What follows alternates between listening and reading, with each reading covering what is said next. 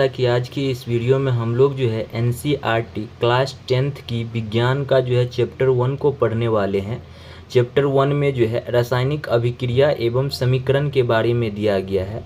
आप यदि किसी भी जनरल कॉम्पिटिटिव एग्ज़ाम का तैयारी करते हैं जैसा कि बीपीएससी टीआरई 4.0 या रेलवे एसएससी बिहार दरोगा किसी भी जनरल कॉम्पिटिटिव एग्ज़ाम का तैयारी करते हैं जिसमें साइंस के क्वेश्चन पूछे जाते हैं, उसके लिए जो है यह वीडियो काफ़ी यूजफुल होने वाला है।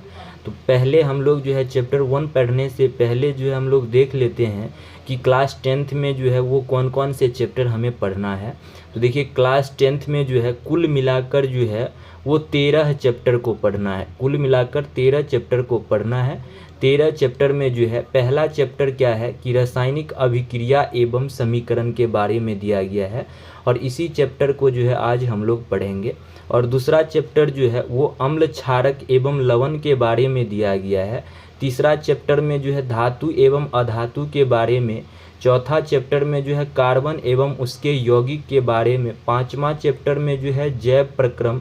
अध्याय 6 में जो है नियंत्रण एवं समन्वय के बारे में, यानी कि यहाँ से जो है अध्याय 5 से जो है बायोलॉजी की शुरुआत हो जाता है। और अध्याय 1 और अध्याय 4 के बीच यानी अध्याय 1 और 2, 3, 4 ये जो है केमिस्ट्री के हो जाते हैं। ठीक है, यहाँ जो है 1, 2, 3, 4 अध्याय में केमिस्ट्री के जो है वो चैप्टर हैं। उसके बाद अध्याय 5 से लेकर के जो है अध्याय 8 तक में, अध्याय 5 से अध्याय 8 तक में जो है बायोलॉजी के जो है वो चैप्टर है। किसका चैप्टर है? बायोलॉजी के चैप्टर है। उसके बाद क्या कहते हैं 9 से लेके जो है वो 13, 9 से लेके 12 तक में, 9 से लेके जो है 12 तक में जो है वो फिजिक्स के चैप्टर हैं। उसके बाद क्या कहते हैं एक जो है 13 नंबर का चैप्टर वो जो है इन्वायरमेंट यानी कि पर्यावरण का चैप्टर है। ठीक है, चलिए शुरुआत करते हैं। हम लोग आज पहला चैप्टर को पढ़ते हैं। देखिए पहला चैप्टर क्या है, पहले थोड़ा सा मार्कर का जो है वो मोटाई कम कर लेते हैं।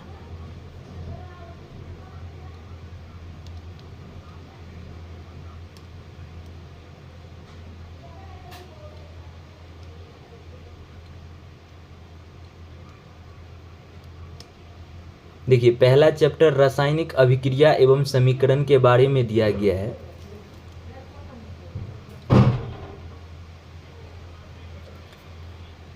अब देखिए क्या है यहाँ पॉइंट कि अपने दैनिक जीवन की निम्नलिखित परिस्थितियाँ पर ध्यान दीजिए और विचार कीजिए कि क्या होता है। ठीक है, तो देखिए इन पॉइंट को पढ़ने से पहले हम लोग जो है जान लेते हैं पहले कि भौतिक परिवर्तन और रासायनिक परिवर्तन क्या होता है। उसके बाद जो है इस पॉइंट को हम लोग जो है आसानी से समझ जाएंगे। तो देखिए भौतिक परिवर्तन और रासायनिक परिवर्तन जो है कह रहा है कि पिछली कक्षा में पढ़ चुके हैं, यानी यह 10वीं क्लास का साइंस है, यानी कि 9th क्लास में जो है हम लोग जो है वो भौतिक और रासायनिक परिवर्तन के बारे में पढ़ चुके हैं। फिर भी यहाँ जो है रासायनिक परिवर्तन का क्या एग्जाम्पल दिया गया है, तो हम लोग थोड़ा सा जान लेते हैं कि भौतिक परिवर्तन किसे कहते हैं और रासायनिक परिवर्तन किसे कहते हैं।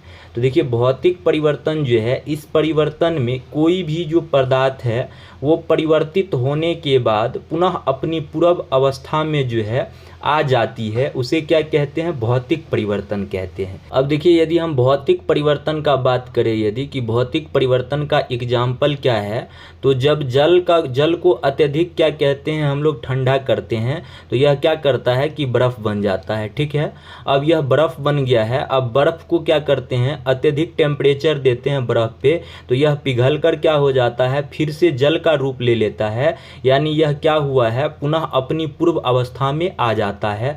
बर्फ क्या होता है पिघलकर जल बन जाता है, यानी यह जो है अपनी पूर्व अवस्था में आ जाता है, यानी कि जल का बर्फ बनना क्या हो जाएगा भौतिक परिवर्तन का एग्जाम्पल हो जाएगा। और रासायनिक परिवर्तन के बारे में यदि कहिएगा तो रासायनिक परिवर्तन में क्या होता है कि कोई भी पदार्थ जो है परिवर्तित होने के बाद अपनी पूर्व अवस्था में जो है वो नहीं आती है। क्या होता है कि कि परिवर्तित होने के बाद जो है वह अपनी पूर्व अवस्था में जो है वह नहीं आती है, उसे रासायनिक परिवर्तन कहते हैं। तो देखिए रासायनिक परिवर्तन का एग्जाम्पल यहाँ दिया गया है। जैसा कि गर्मी में जो है कमरे के ताप पर दूध को खुला छोड़ दिया जाता है। जब कमरे की ताप पर दूध को खुला छोड़ दीजिएगा तो दूध क्या हो जाएगा, खट्टा हो जाएगा। अब दूध खट्टा हो जाता है यानी खट्टा होने के बाद यह दही का रूप ले लेगा। तो क्या यह दही जो है कभी दूध बनेगा, नहीं बनेगा, यानी कि यह अपनी पूर्व अवस्था में नहीं आता है, यानी यह रासायनिक परिवर्तन का क्या हो जाएगा, एग्जाम्पल हो जाएगा। अब नेक्स्ट पॉइंट है, लोहे का तवा जो है अथवा तसला अथवा कील को जो है आर्द्र वायुमंडल में खुला छोड़ दिया जाता है। जब इसे खुला छोड़ दीजिएगा तो इस पे क्या होगा कि जंग जो है वो बैठ जाएगा, और जंग बैठ जाने की वजह से क्या हो जाएगा कि लोहा का जो भार होता है वो बढ़ा देता है, लोहा का भार को बढ़ा देता है, और बढ़ा देने के बाद जो है लोहा का टेम्पर को कम कर देता है, टेम्पर को कम कर देता है। तो क्या आप यदि इस जंग को हटा देंगे तो फिर से क्या लोहा का जो है वह अपना टेम्पर वह आ जाएगा, नहीं आएगा, यानी यह रासायनिक परिवर्तन का एग्जाम्पल है।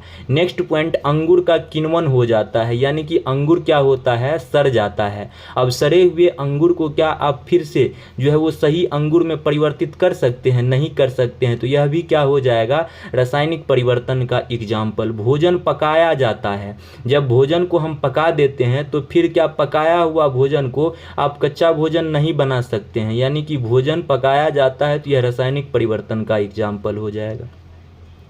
अब नेक्स्ट पॉइंट क्या है कि हमारा शरीर जो है भोजन को पचा लेता है। जब हमारा शरीर भोजन को क्या करता है, पचा लेता है, तो वह क्या हो जाता है, पचाने के बाद ऊर्जा में परिवर्तित हो जाता है।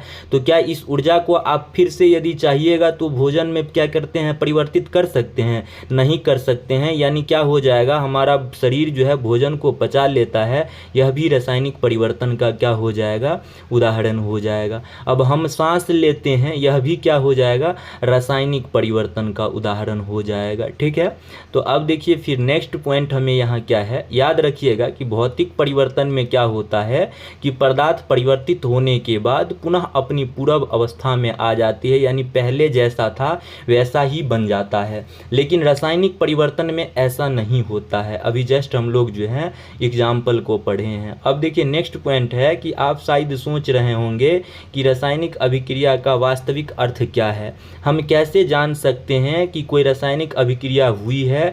इन प्रश्नों को उत्तर पाने के लिए आइए हम कुछ क्रियाकलाप करते हैं। देखिए अब हमें क्या जानना है कि रासायनिक अभिक्रिया कैसे होता है, और हम कैसे जानेंगे कि रासायनिक अभिक्रिया हुआ है।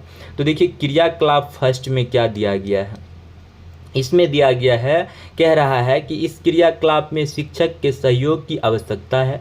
सुरक्षा के लिए छात्र आंखों पर क्या कर लें, चश्मा पहन ले तो उचित होगा। अब यह क्या है, याद हमें नहीं करना है, सिर्फ ओनली समझना है। याद तो हमें सिर्फ यहाँ से क्या करना है, रिएक्शन करना है, और यह रिएक्शन कैसे बनता है उसे भी हम लोग जानेंगे, पहले इसे पढ़ लेते हैं।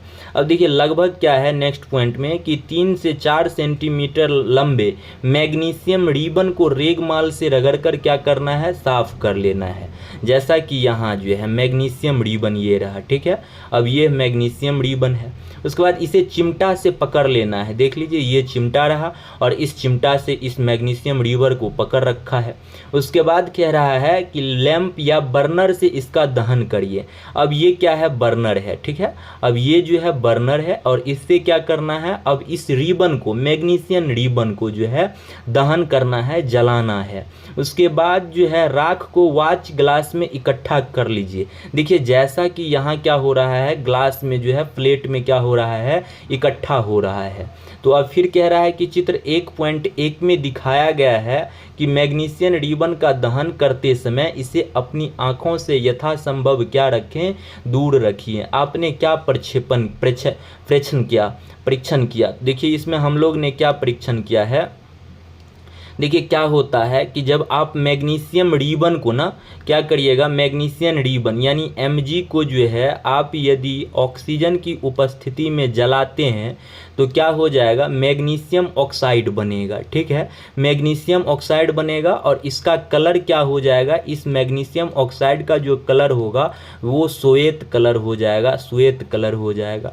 और इस मैग्नीशियम को जलने से पहले जो कलर था वो ग्रे कलर का था, यानी कि चांदी की कलर का था। ठीक है, और ऑक्सीजन की उपस्थिति में जलने के बाद जो है यह मैग्नीशियम ऑक्साइड बनता है, और मैग्नीशियम ऑक्साइड बनता है तब जाकर इसका कलर जो है श्वेत हो जाता है। देखिए मैग्नीशियम रिबन का वायु में दहन कर, यानी कि ऑक्सीजन की उपस्थिति में दहन कर मैग्नीशियम ऑक्साइड को वॉच ग्लास में इकट्ठा करना, यहाँ जैसा कि इकट्ठा करते हैं तो यहाँ हमें क्या मिलता है, MgO मिलता है, मैग्नीशियम ऑक्साइड मिलता है और इसका कलर क्या होता है, श्वेत होता है। तो कुल मिलाकर हमें जो है इतनी बात को, क्रियाकलाप को याद नहीं रखना है, ओनली हमें याद रखना है सिर्फ कि मैग्नीशियम ऑक्साइड को यानी कि रिबन को, मैग्नीशियम रिबन को जब हम वायु की उपस्थिति में यानी कि Mg को ऑक्सीजन की उपस्थिति में जब जलाते हैं तो हमें जो है मैग्नीशियम ऑक्साइड मिलता है, और इस मैग्नीशियम ऑक्साइड का जो कलर होता है वह कैसा होता है, श्वेत होता है। ठीक ना, सिर्फ इतना हमें याद रखना है। अब देखिए नेक्स्ट पॉइंट यहाँ क्या दिया गया है, उसी के बारे में दिया गया है कि जलने के बाद कैसा उसका कलर होगा। देखिए आपने देखा होगा कि चमकदार श्वेत लौ के साथ मैग्नीशियम रिबन का क्या होता है, दहन होता है और यह श्वेत चूर्ण में परिवर्तित हो जाता है, श्वेत चूर्ण में परिवर्तित हो जाता है। यानी जलने के बाद जो MgO का निर्माण होता है मैग्नीशियम ऑक्साइड का, इसके बारे में कह रहा है कि ये श्वेत चूर्ण में परिवर्तित हो जाता है। अब यह मैग्नीशियम ऑक्साइड का चूर्ण है यानी MgO का चूर्ण है, और वायु की उपस्थिति में ऑक्सीजन तथा मैग्नीशियम के बीच में होने वाली अभिक्रिया के कारण यह बनता है। अब यह मैग्नीशियम ऑक्साइड कैसे बनता है, जब मैग्नीशियम को जब हम वायु की उपस्थिति में दहन करते हैं, जलाते हैं तो क्या बनता है, मैग्नीशियम ऑक्साइड बनता है। ठीक है, अब देखिए नेक्स्ट पॉइंट क्या है, क्रियाकलाप 1.2 में क्या कह रहा है। देखिए क्या कह रहा है कि एक प्रखनली में जो है लेड सीसा नाइट्रेट का घोल लीजिए, यानी लेड सीसा नाइट्रेट यानी PbNO3 हॉल 2 का जो है घोल लेना है। और नेक्स्ट पॉइंट कह रहा है इसमें पोटेशियम आयोडाइड को घोल में मिला दीजिए, यानी Ki पोटेशियम आयोडाइड को मिलाना है। ठीक है, तो अब कह रहा है कि आपने क्या प्रक्षेपण किया, क्या प्रेक्षण किया। तो देखिए जब हम लेड नाइट्रेट की घोल लेते हैं और उसमें पोटेशियम आयोडाइड को मिलाते हैं, उसके बाद हमें जो है लेड नाइट्रेट PbNO3 जो है और PbNO3 प्लस जो है पोटेशियम आयोडाइड Ki2 का जो है हमें वो क्या मिलता है, उत्पाद मिलता है। ठीक है, अब देखिए नेक्स्ट पॉइंट क्रियाकलाप 1.3 में क्या दिया गया है। तो देखिए 1.3 में क्या कह रहा है कि जैसा कि जो है यह क्या है, एक लैंप की आकार का बर्तन है, प्रखनली है, शंक्वाकार फ्लक्स का। ठीक है, अब इसमें क्या कह रहा है कि हाइड्रोक्लोरिक अम्ल या सल्फ्यूरिक अम्ल मिला दीजिए। ठीक है, अब हाइड्रोक्लोरिक अम्ल या सल्फ्यूरिक अम्ल कैसे मिलाना है, इसमें पहले जिंक का जो है दाना देना है। ठीक है, दानेदार जिंक मतलब Zn जिंक यानी Zn ठोस का रूप है। ठीक ना, दानेदार जस्ता यानी कि ठोस का रूप है।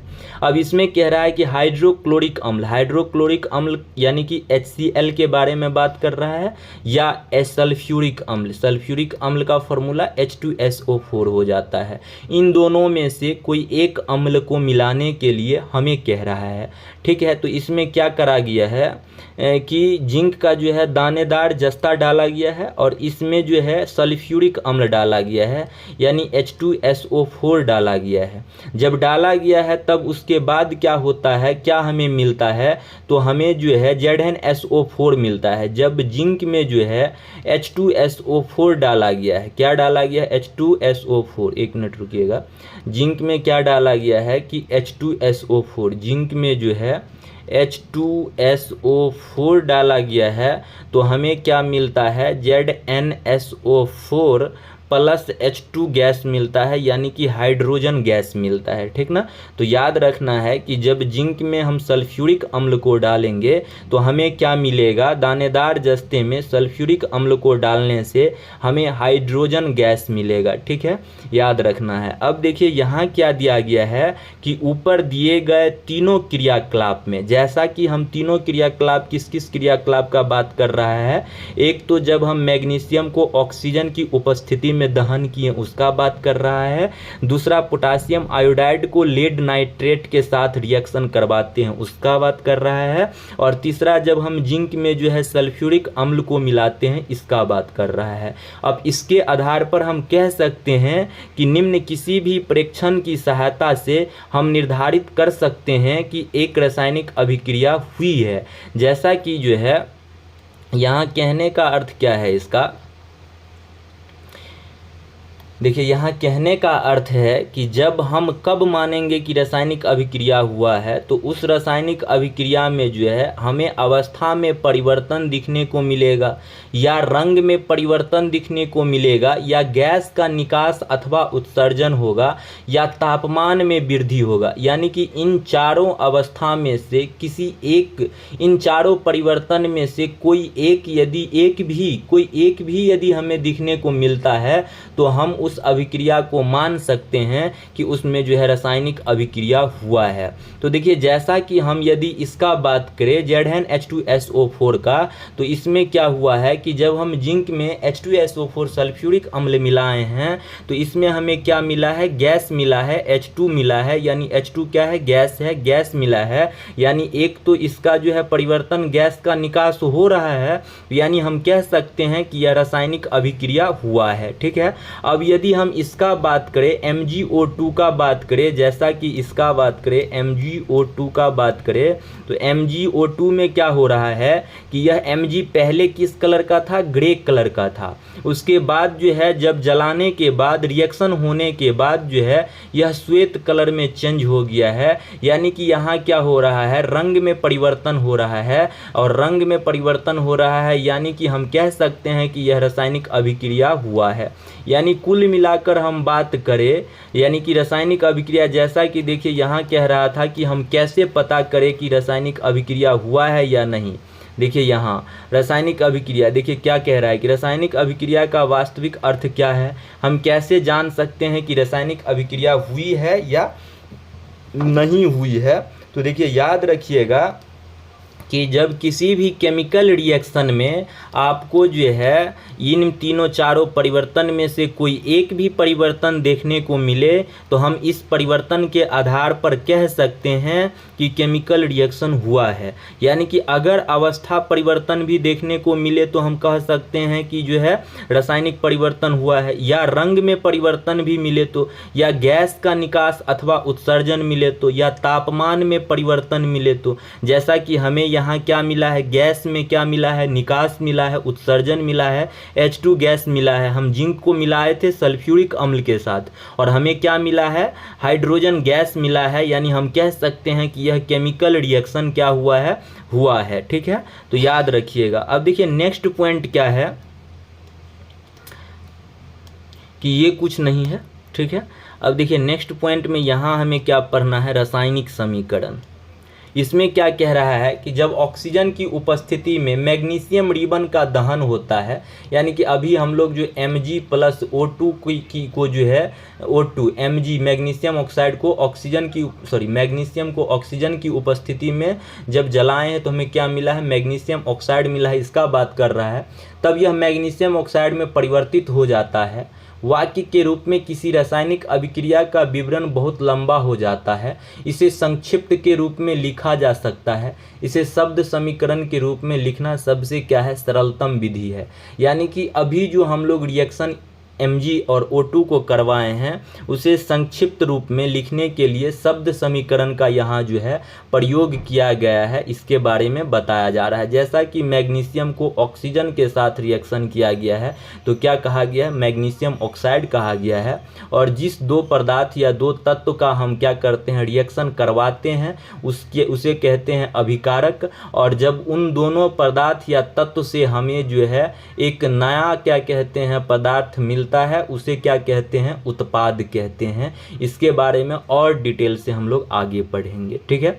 अब देखिए यहाँ क्या है, इस सब को याद नहीं रखना है। अब देखिए सिर्फ यहाँ से आप रिएक्शन 1 या 3 रिएक्शन याद रखिएगा। जिंक और सल्फ्यूरिक अम्ल के साथ कराने पर हमें क्या मिलता है, या मैग्नीशियम ऑक्साइड को कराने पर क्या मिलता है। अब देखिए नेक्स्ट पॉइंट क्या है कि अभिक्रिया 1.1 में मैग्नीशियम तथा ऑक्सीजन ऐसे पदार्थ है, इसी का बात कर रहा है, इसी का कि ऐसे पदार्थ है जिनमें रासायनिक परिवर्तन होता है, इन्हें अभिकारक कहते हैं। जैसा कि देखिए अभिकारक किसे कहते हैं यहाँ कहा जा रहा है, यानी कि जब हम दो पदार्थ या दो तत्व या दो अणु का रिएक्शन करवाते हैं, तो जिस दो तत्व पदार्थ का अणु का रिएक्शन करवाते हैं उसे अभिकारक कहते हैं। अब इस अभिकारक से जो है रिएक्शन करने के बाद जो नया तत्व मिलता है या पदार्थ मिलता है उसी को क्या कहते हैं, उत्पाद कहते हैं। यही बात यहाँ कहा गया है। अब इस अभिक्रिया से एक नए पदार्थ मैग्नीशियम ऑक्साइड का निर्माण होता है, इसे क्या कहेंगे, नए पदार्थ का हमें निर्माण हुआ, इसे हम लोग उत्पाद कहेंगे, ठीक है। अब देखिए नेक्स्ट पॉइंट क्या है कि शब्द समीकरण में जो है अभिकारक के उत्पाद में परिवर्तन को उनके मध्य एक तीर का निशान लगाकर दर्शाया जाता है। यानी इसका बात कर रहा है कि अभिकारक और उत्पाद के बीच में, अभिकारक और उत्पाद के बीच में क्या किया गया है कि एक तीर का जो यह चिन्ह लगाकर जो है यह दर्शाया गया है। और यह तीर दर्शाता है, यह तीर क्या दर्शाता है कि रासायनिक अभिक्रिया का जो है, रासायनिक अभिक्रिया का दिशा को दर्शाता है, ठीक है। अभिक्रिया की दिशा को दर्शाता है, याद रखिएगा। यह तीर क्या करता है, रासायनिक अभिक्रिया की दिशा को दर्शाता है। अब देखिए नेक्स्ट पॉइंट है कि अभिकारक के बीच योग का चिन्ह लगाकर उनके बाईं ओर लिखा जाता है, यानी LHS की साइड। और इसी प्रकार उत्पाद के बीच भी योग का चिन्ह लगाकर उनके दाईं ओर लिखा जाता है। तीर का सिरा उत्पाद की ओर होता है तथा यह अभिक्रिया होने की दिशा को दर्शाता है, ठीक ना, याद रखिएगा। अब नेक्स्ट पॉइंट क्या है कि रासायनिक समीकरण कैसे लिखें, रासायनिक समीकरण को कैसे लिखें, इसके बारे में कहा जा रहा है।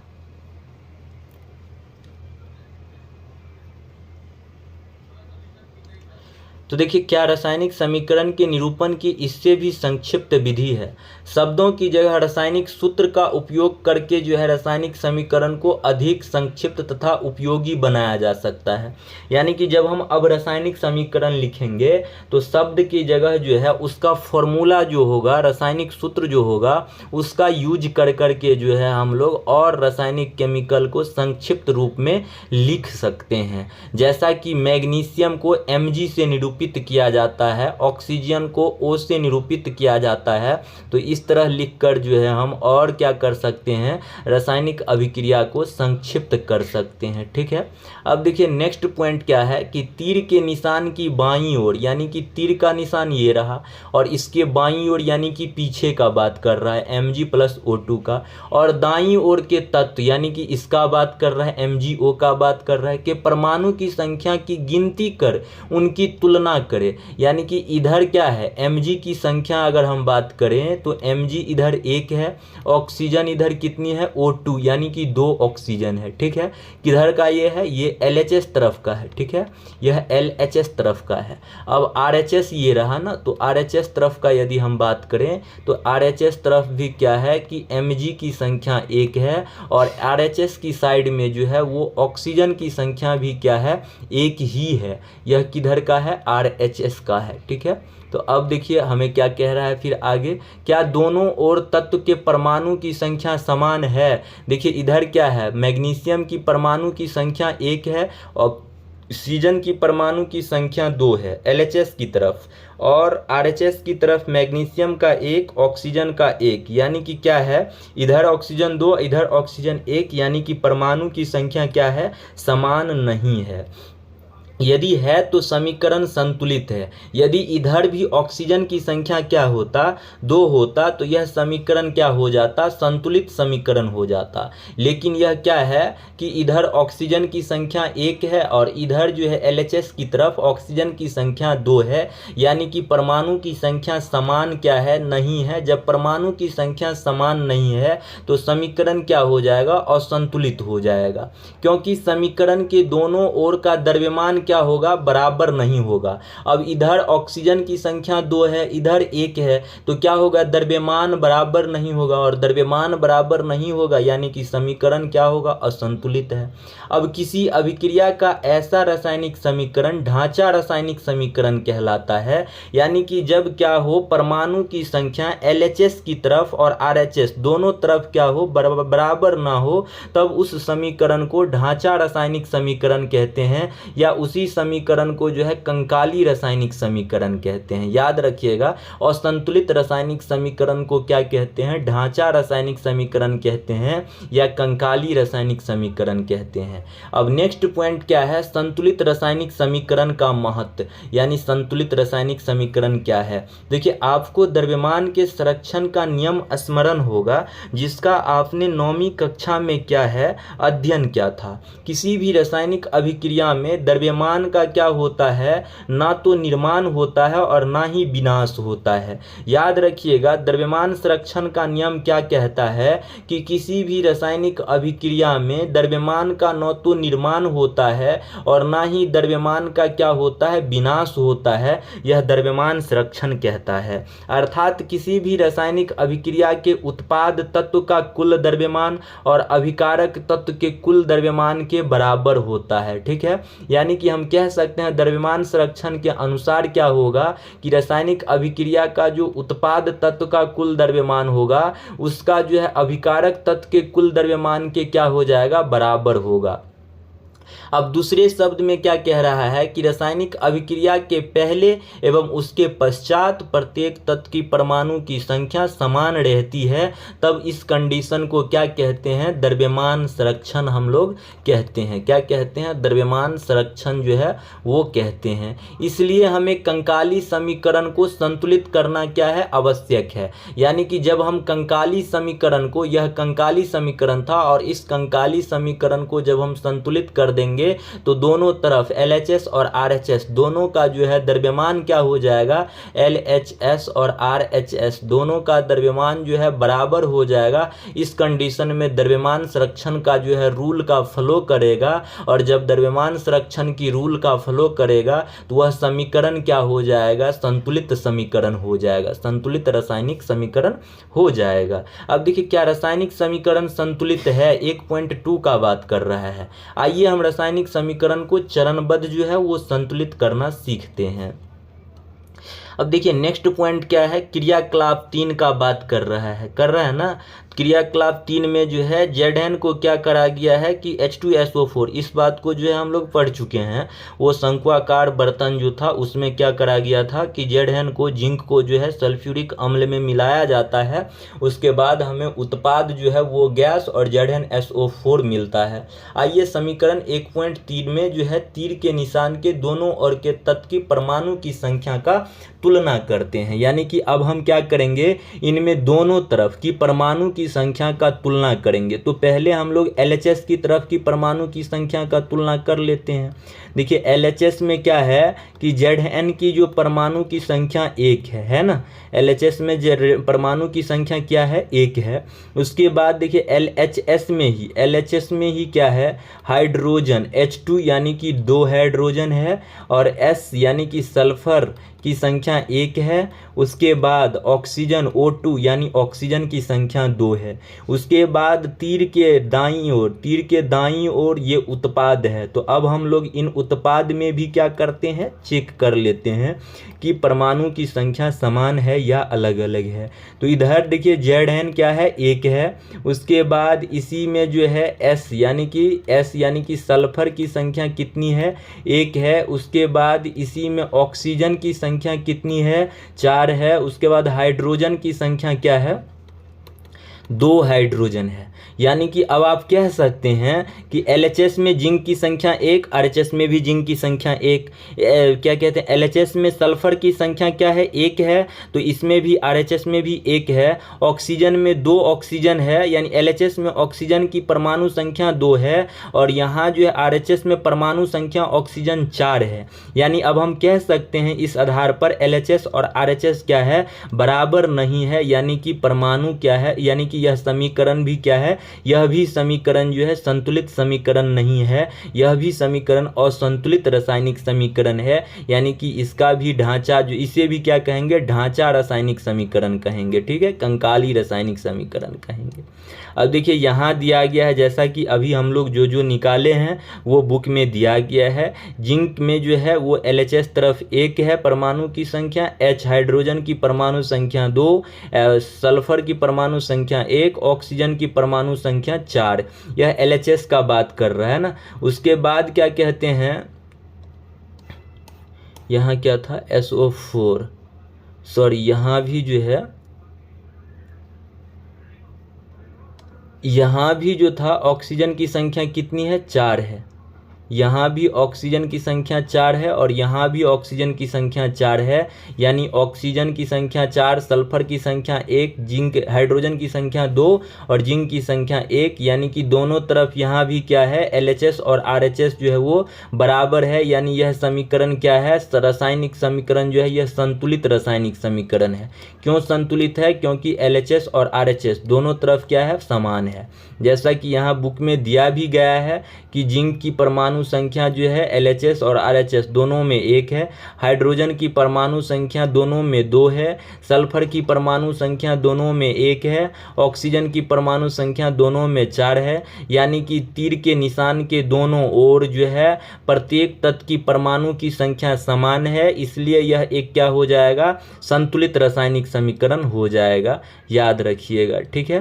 देखिए नेक्स्ट पॉइंट क्या है कि जब समीकरण संतुलित नहीं रहेगा तब हम लोग उसे कैसे संतुलित करेंगे, इसके बारे में कहा जा रहा है।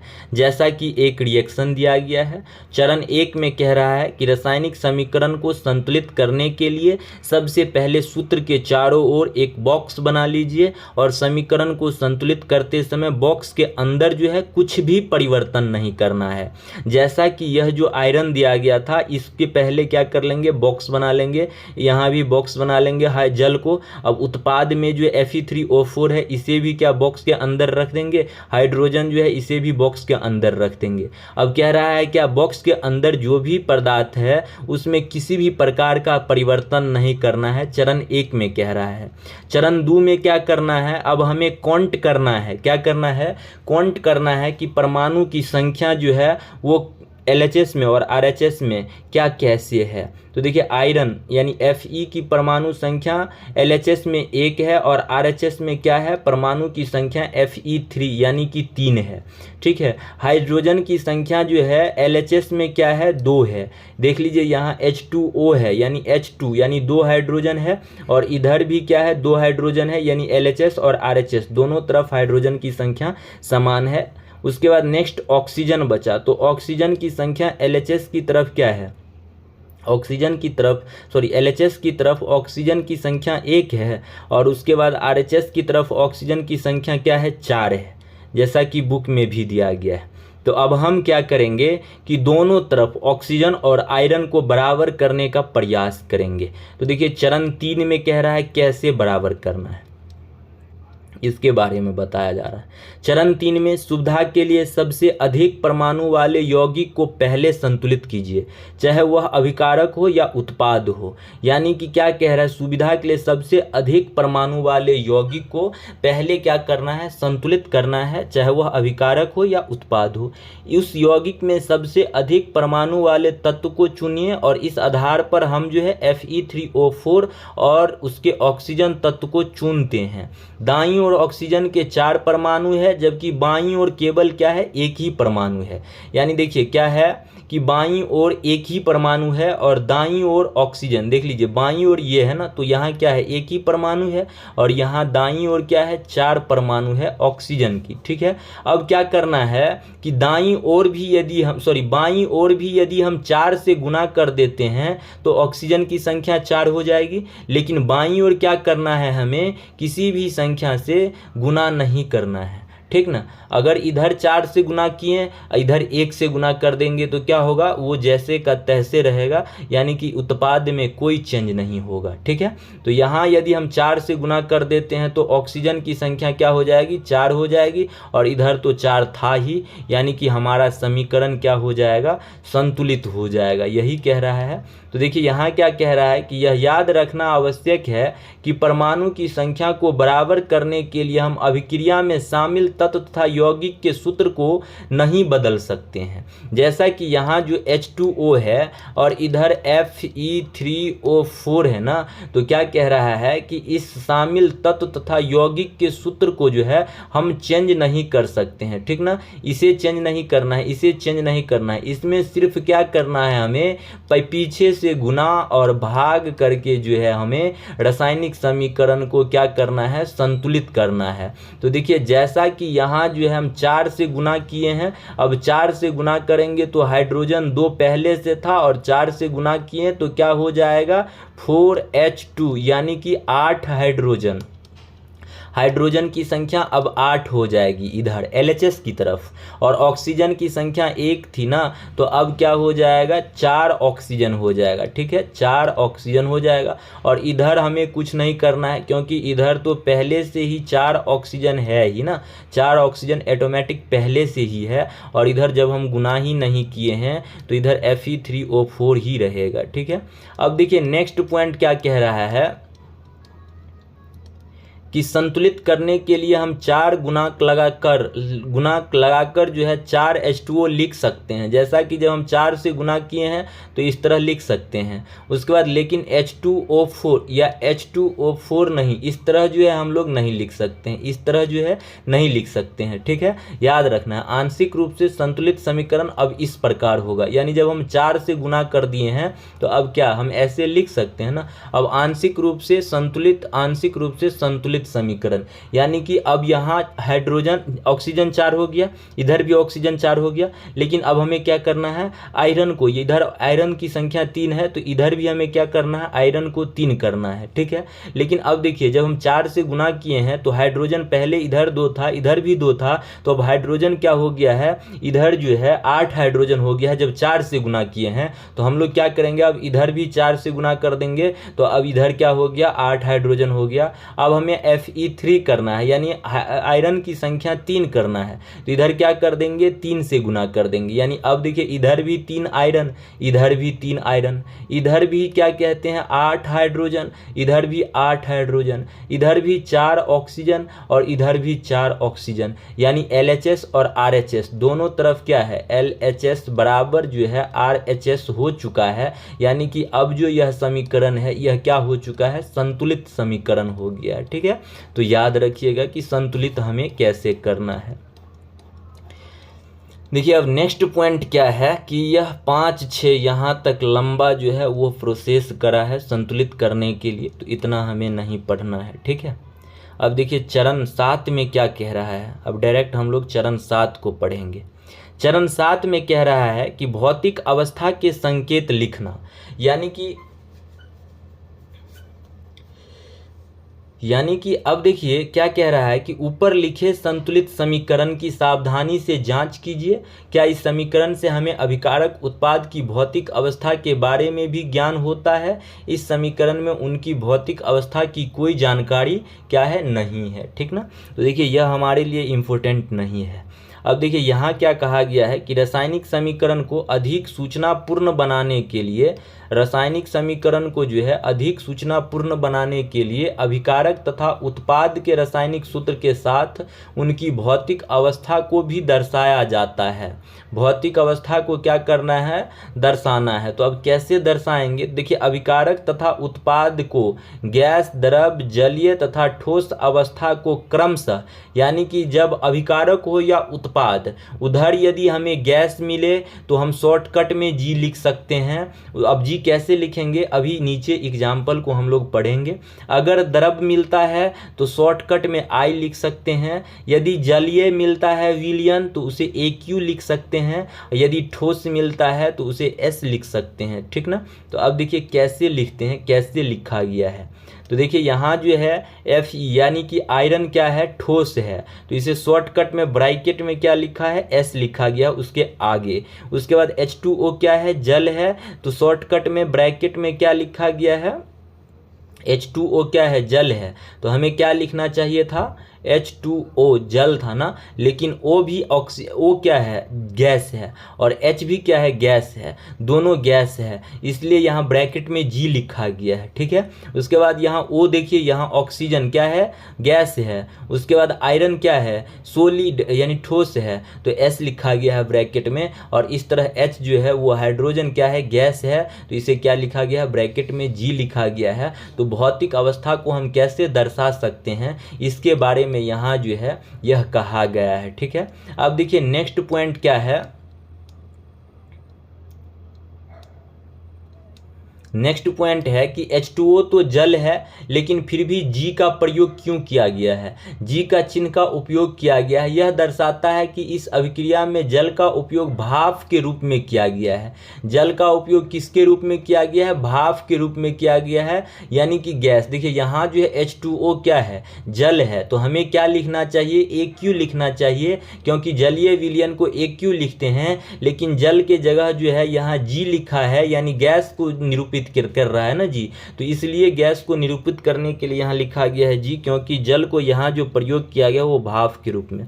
नेक्स्ट पॉइंट, प्रायः हर रासायनिक समीकरण में भौतिक अवस्था को शामिल नहीं किया जाता है जब तक कि यह आवश्यक ना हो, ठीक है। अब देखिए नेक्स्ट पॉइंट क्या है कि कभी कभी अभिक्रिया की परिस्थितियां जैसे कि ताप, दाब, उत्प्रेरक आदि को भी तीर के निशान के ऊपर या नीचे क्या करा जाता है, दर्शाया जाता है। जैसा कि यहाँ क्या किया गया है, दर्शाया गया है, जब कार्बन डाइऑक्साइड में जैसा कि यहाँ जो है कार्बन डाइऑक्साइड को जब गैस से क्या करते हैं, वो रिएक्शन करवाते हैं, तो 340 एटमॉस्फेयर यानी 340 दाब पर जो है हम लोग जो है इसे रिएक्शन करवाते हैं। उसके बाद जो है CH3OH जो है वो हमें मिलता है। तो यही बात यहाँ कहा गया है कि कभी कभी अभिक्रिया की परिस्थिति जैसे कि ताप, दाब, उत्प्रेरक आदि को भी तीर के निशान के ऊपर या नीचे दर्शाया जाता है। जैसा कि जब हम कार्बन डाइऑक्साइड और जल से रिएक्शन करवाते हैं तो सूरज की प्रकाश की हमें जरूरत पड़ता है, तो इस सूरज की प्रकाश को कहाँ लिखा गया है, तीर के जो है वो ऊपर लिखा गया है, तीर के सिर पर लिखा गया है, यही बात कहा जा रहा है, ठीक ना। तो याद रखिएगा यह जो इक्वेशन है, कार्बन डाइऑक्साइड और जल रिएक्शन करता है तो हमें क्या मिलता है, ग्लूकोज मिलता है, ऑक्सीजन मिलता है और जल मिलता है। यह रिएक्शन जो है प्रकाश संश्लेषण का जो है वो प्रकाश संश्लेषण का जो है यह रिएक्शन है, ठीक ना। तो याद रखिएगा प्रकाश संश्लेषण का रिएक्शन क्या है कि जब हम कार्बन डाइऑक्साइड को जल से रिएक्ट करवाते हैं तो हमें ग्लूकोज C6H12O6 ऑक्सीजन साथ में जल मिलता है, ठीक ना। देखिए अब यहाँ जो है अभ्यास का प्रश्न है, तो अभ्यास के प्रश्न को जो है आप खुद से जो है वो प्रैक्टिस कीजिएगा। खुद से प्रैक्टिस करने से क्या होगा कि पता चलेगा कि आपसे क्वेश्चंस बन रहा है या नहीं बन रहा है। अब देखिए नेक्स्ट पॉइंट क्या है, रासायनिक अभिक्रिया के प्रकार के बारे में दिया गया है, ठीक है। अब रासायनिक अभिक्रिया का पहला प्रकार क्या दिया गया है, संयोजन अभिक्रिया के बारे में दिया गया है। अब संयोजन अभिक्रिया क्या है, आमतौर पर ऊष्माक्षेपी होती है। क्या होती है, ऊष्माक्षेपी होती है, मतलब ऊष्मा को क्या करती है, यह बाहर करती है। कौन बाहर करती है, संयोजन अभिक्रिया बाहर करती है। और कैसे बाहर करती है अभी हम लोग पढ़ेंगे, ठीक है। तो देखिए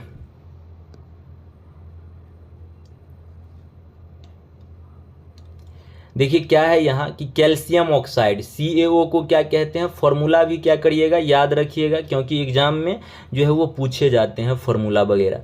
तो देखिए जब कैल्शियम ऑक्साइड को क्या कहते हैं, बिना बुझा हुआ चूना कहते हैं। और इसमें जब हम जल को मिलाते हैं, H2O जल का फॉर्मूला होता है, तो क्या हमें मिलता है, CaOH2 मिलता है, यानी कि बुझा हुआ चूना मिलता है। और जब हम चूना में जल को मिलाते हैं तो उसके साथ साथ क्या होता है, उष्मा भी रिलीज होता है, उष्मा भी निर्मुक्त होता है, इसलिए प्लस उष्मा भी लिखा गया है, ठीक ना। तो याद रखिएगा इस इक्वेशन को कि जब हम चूना में यानी कि जल को मिलाते हैं तो जल मिलाने से हमें कैल्शियम हाइड्रोक्साइड मिलता है, यानी कि बुझा हुआ चूना मिलता है, ठीक है। तो अब बुझा हुआ और बिन बुझा हुआ चूना का नाम कैसे याद रखिएगा, तो देखिए CaO क्या है, चूना है। अब इसे हम बिना बुझा कहेंगे कि बुझा कहेंगे, तो देखिए इसमें क्या है कि पानी नहीं मिलाया गया है अभी फिलहाल। और जब पानी नहीं मिलाया गया है यानी यह क्या हो जाएगा, बिना बुझा हुआ चूना हो जाएगा। और जब हम पानी मिला देंगे तो क्या हो जाएगा, बुझ जाएगा, यानी CaOH2 में पानी मिलाकर बना है, यानी कि यह बुझा हुआ चूना है। और यही रिएक्शन जो है ALP 27/11/2024 के जो है 3rd शिफ्ट में पूछा गया था, ठीक है। अब देखिए यहाँ क्या कह रहा है कि इस अभिक्रिया में कैल्शियम ऑक्साइड तथा जल मिलकर एकल उत्पाद और कैल्शियम हाइड्रोक्साइड बनाते हैं, यानी कि यह कह रहा है कैल्शियम ऑक्साइड और जल मिलने के बाद CaOH2 बनाता है, यही बात जो है यहाँ कह रहा है, ठीक है। अब फिर नेक्स्ट पॉइंट कह रहा है संयोजन अभिक्रिया किसे कहते हैं, तो ऐसी अभिक्रिया जिसमें 2 या 2 से अधिक अभिकारक, यानी कि देखिए 1 और 2 ये दोनों अभिकारक मिलकर क्या बना रहा है, एकल उत्पाद का निर्माण कर रहा है, उसे संयोजन अभिक्रिया कहते हैं। याद रखिएगा ऐसी अभिक्रिया जिसमें 2 या 2 से अधिक अभिकारक भी हो सकता है, यहाँ तो 2 ही अभिकारक है लेकिन अधिक अभिकारक भी हो सकता है, और दोनों या 2 से अधिक अभिकारक मिलकर एकल उत्पाद का निर्माण करेगा, उसी को संयोजन अभिक्रिया कहेंगे। अब देखिए यहाँ नेक्स्ट पॉइंट क्या है कि ऊपर की अभिक्रिया में निर्मित बुझे हुए चूने की विलयन का उपयोग दीवार की सफेदी करने के लिए किया जाता है, यानी किसका बात कर रहा है, बुझा हुआ चूना। बुझा हुआ चूना मतलब किसका बात कर रहा है, इसका CaOH2 का बात कर रहा है, यानी CaOH2 का प्रयोग हम कहाँ करते हैं, दीवार को सफेदी करने में, पुताई करने में करते हैं। कैल्शियम हाइड्रोक्साइड वायु में उपस्थित कार्बन डाइऑक्साइड के साथ धीमी गति से अभिक्रिया करके दीवार पर क्या करता है, कैल्शियम कार्बोनेट की एक पतली परत बना देती है, ठीक है। देखिए क्या कहता है कि यह जो कैल्शियम हाइड्रोक्साइड होता है CaOH2 होता है, इसे कैल्शियम हाइड्रोक्साइड कहते हैं। और यह क्या काम है इसका, दीवार पर पुताई करने में इसका कार्य करते हैं, ठीक है, पुताई करने में। और जब यह पुताई करने में काम करते हैं तो यह 2-3 दिन के बाद क्या करता है, वायुमंडल में उपस्थित कार्बन डाइऑक्साइड को जो है के साथ जो है यह रिएक्ट करके जो है कैल्शियम कार्बोनेट बना देता है, CaCO3 बना देता है, ठीक है। क्या करता है, यह 2-3 दिनों के बाद वायुमंडल में उपस्थित कार्बन डाइऑक्साइड से रिएक्शन करने के बाद कैल्शियम कार्बोनेट को बना देता है, ठीक है। अब जब कैल्शियम कार्बोनेट को बना देता है तो यह कैल्शियम कार्बोनेट क्या होता है, सफेदी करने के 2-3 दिन बाद कैल्शियम कार्बोनेट का निर्माण होता है। और इस कैल्शियम कार्बोनेट से क्या होता है, दीवार पर चमक आ जाती है। इसलिए आप देखते होइएगा कि जैसा कि आज पेंट करते हैं तो 2-3 दिन के बाद उसमें जो है ज़्यादा जो है वो चमक जो है वह उत्पन्न हो जाता है, वह दीवार जो है ज़्यादा चमकता है। कब चमकता है, पेंट करने के 2-3 दिन के बाद जो है वह ज़्यादा चमकता है। तो क्यों चमकता है, क्योंकि वह जो है जिस चूना से हम पेंट किए हैं वह चूना कार्बन डाइऑक्साइड से रिएक्ट करके कैल्शियम कार्बोनेट यानी संगमरमर का निर्माण कर लेता है, इसलिए 2-3 दिन के बाद जो है ज़्यादा चमकता है। तो याद रखिएगा, ठीक है। ये यहाँ क्या है कि कैल्शियम हाइड्रोक्साइड जब कार्बन डाइऑक्साइड से रिएक्शन करता है तो कैल्शियम कार्बोनेट का निर्माण करता है, साथ में जल का निर्माण करता है। यह भी 3rd जो है शिफ्ट में ALP में पूछा गया था रिएक्शन, ठीक है। यानी कि कैल्शियम कार्बोनेट को क्या कहते हैं, चूना पत्थर भी इसी को कहते हैं, ठीक है। याद रखना है, चूना पत्थर कहते हैं या संगमरमर कहते हैं, या चूना पत्थर के बाद इसी को खड़िया भी कहते हैं, इसी को क्या कहते हैं, चौक भी कहते हैं। ठीक है, इसी को चौक, चूना पत्थर, संगमरमर, खड़िया कहते हैं, याद रखना है। उसके बाद नेक्स्ट पॉइंट यहाँ क्या है कि आइए संयोजन अभिक्रिया के कुछ और उदाहरण पर चर्चा करते हैं। देखिए संयोजन अभिक्रिया यहाँ कार्बन जो है ऑक्सीजन से जो है रिएक्ट होकर के जो है कार्बन डाइऑक्साइड का निर्माण करता है, यानी कि यहाँ भी क्या है, दो अभिकारक मिलता है और एक उत्पाद का निर्माण करता है, यानी कि यहाँ यह भी क्या हो जाएगा, संयोजन अभिक्रिया का उदाहरण हो जाएगा। संयोजन अभिक्रिया में क्या होता है कि दो अभिकारक मिलता है और दो या दो से अधिक अभिकारक मिलता है और एक ही उत्पाद का निर्माण करता है। यहाँ भी हाइड्रोजन ऑक्सीजन के साथ मिलकर जल का निर्माण करता है, यह भी क्या हो जाएगा, संयोजन अभिक्रिया। जैसा कि यहाँ जब दो या दो से अधिक पदार्थ तत्व या यौगिक संयोग करके एकल उत्पाद का निर्माण करते हैं, ऐसी अभिक्रिया को संयोजन अभिक्रिया कहते हैं। अभिक्रिया क्लास 1.4 में हमने यह भी देखा कि अधिक मात्रा में ऊष्मा उत्पन्न हुई, इससे अभिक्रिया मिश्रण गर्म हो जाता है। जिन अभिक्रिया में उत्पाद के निर्माण के साथ साथ ऊष्मा भी उत्पन्न होता है उसे ऊष्माक्षेपी रासायनिक अभिक्रिया कहते हैं। तो याद रखिएगा कि संयोजन अभिक्रिया किसे कहते हैं, तो संयोजन अभिक्रिया जो है दो या दो से अधिक अभिकारक मिलकर एकल उत्पाद का निर्माण करता है, उसे संयोजन अभिक्रिया। और संयोजन अभिक्रिया को ही किस अभिक्रिया के नाम से जाना जाता है, ऊष्माक्षेपी अभिक्रिया के नाम से भी जाना जाता है, तो याद रखिएगा। उसके बाद नेक्स्ट पॉइंट क्या है, ऊष्माक्षेपी। ऊष्माक्षेपी का एग्जाम्पल दिया गया, प्राकृतिक गैस का दहन CH4 मीथेन है, इसे जब हम ऑक्सीजन की उपस्थिति में दहन करवाते हैं तो कार्बन डाइऑक्साइड, जल और साथ में क्या हमें ऊर्जा मिलता है।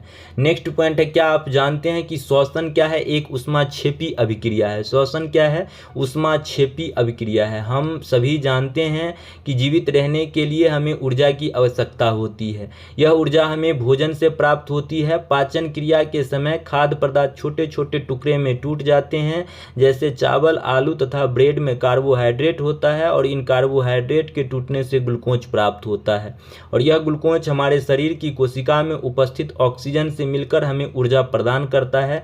इस अभिक्रिया का विशेष नाम क्या है, श्वसन नाम है, और जिसका अध्ययन आप अध्याय 6 में करेंगे। ठीक है, इसके बारे में अध्याय 6 में करेंगे। याद रखिएगा कि श्वसन किसे कहते हैं और श्वसन क्या है। तो श्वसन एक ऊष्माक्षेपी अभिक्रिया है और श्वसन के दौरान हमें क्या मिलता है, ऊर्जा मिलता है। ठीक ना, याद रखना है। और श्वसन का यहाँ जो है रिएक्शन भी हमें दिया गया है। श्वसन का रिएक्शन क्या हो जाता है, श्वसन का जो रिएक्शन होता है वो जस्ट प्रकाश संश्लेषण की रिएक्शन का जो है, प्रकाश संश्लेषण की रिएक्शन का उल्टा हो जाता है। प्रकाश संश्लेषण में क्या होता है कि जब हम कार्बन डाइऑक्साइड और जल से, कार्बन डाइऑक्साइड ना, प्रकाश संश्लेषण में यही ना होता है, जब हम कार्बन डाइऑक्साइड और जल को अभिक्रिया करवाते हैं ना, यहाँ देखिए जैसा कि दिया गया है कि प्रकाश संश्लेषण में देखिए कार्बन डाइऑक्साइड और जल से अभिक्रिया कराते हैं तो हमें क्या मिलता है, ग्लूकोज, ऑक्सीजन और जल मिलता है। लेकिन यहाँ क्या हो जाएगा, श्वसन में उल्टा हो जाएगा। उल्टा क्या हो जाएगा, तो यहाँ ग्लूकोज को जब हम ऑक्सीजन से रिएक्ट करवाते हैं तब जाकर हमें कार्बन डाइऑक्साइड और जल मिलता है और उसके बाद क्या मिलता है, ऊर्जा मिलता है। तो यानी कि प्रकाश संश्लेषण का जस्ट क्या होता है, श्वसन उल्टा होता है। फिर नेक्स्ट पॉइंट क्या है कि साग, सब्जी, वनस्पति द्रव्यों का विघटित होकर कंपोस्ट बनना भी ऊष्माक्षेपी अभिक्रिया है। यानी कि साग सब्जी जो है वह विघटित होता है, सड़ जाता है, कंपोस्ट खाद बन जाता है, यह भी क्या है, ऊष्माक्षेपी अभिक्रिया है। ठीक ना। अब अगला एग्जाम्पल क्या है, वियोजन अपघटन अभिक्रिया, यानी कि अपघटन अभिक्रिया कह रहा है किसे कहते हैं और अपघटन अभिक्रिया क्या होता है। तो इस अपघटन संयोजन अभिक्रिया की बाद की जितनी भी अभिक्रिया है वह हम लोग जो है अगली वीडियो में इसे देखेंगे। ठीक है।